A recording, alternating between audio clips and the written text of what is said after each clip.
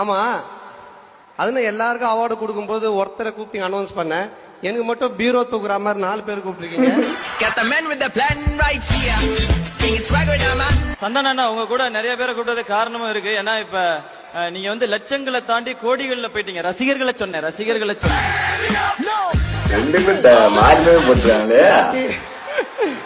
பரவாயில்லையே, கார்த்தி ஆம்பளைங்க கூட பேசுறான்.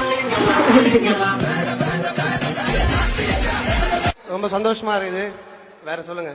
நீங்க தான் பேசணும் சந்தானம். ஏன்னா எங்க 2 பேர்ட்ட ஹோட்டல் ஆர்டர் எடுக்க வந்த மாதிரி வேற சொல்லுங்க என்ன இருக்குன்ற மாதிரி கேட்டீங்க. உதய் சார் இந்த ஸ்டேஜுக்கு வந்தா நல்லா இருக்கும்னு நினைக்கிறேன்.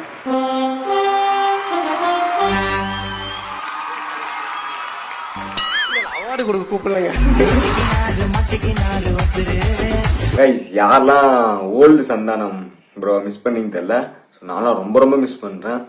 இது போல கவுண்டர் மேல கவுண்டர் போட்டுனே இருப்பாரு. So full என்டர்டைன்மெண்டா இருந்துமா.